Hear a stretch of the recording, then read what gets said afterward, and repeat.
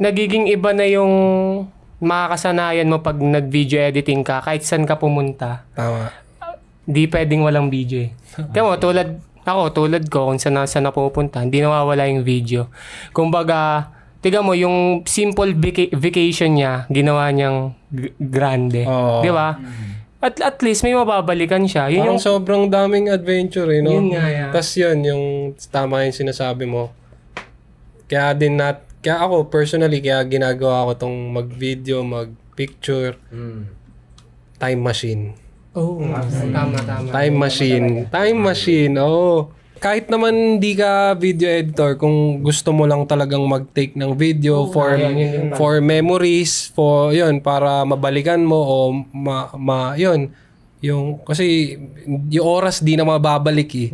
Pero yung video na na-capture tsaka yung picture na na-capture mo, yun, mababalikan mo yun kahit kailan mo gusto. So talaga siya yung totoong time machine para sa akin. Saka yun yung muna yung talagang time machine yun. lang.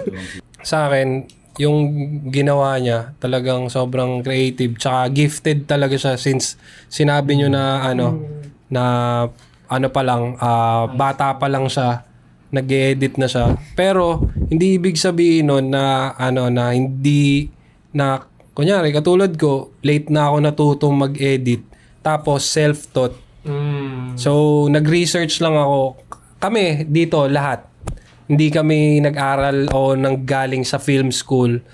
Yung course namin ng college, hindi siya aligned dun sa video editing.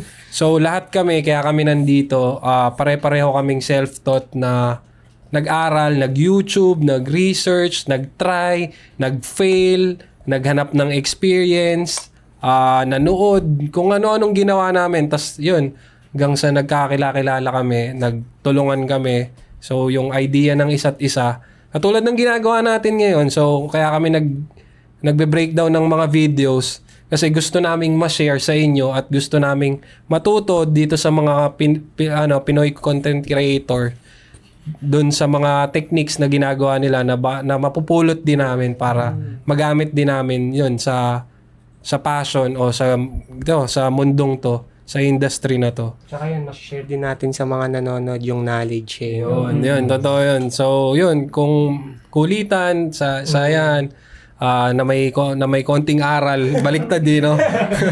So, yun, sana nag-enjoy kayo ngayong panibagong episode ng Legend Lab ng Behind the Scene Collective.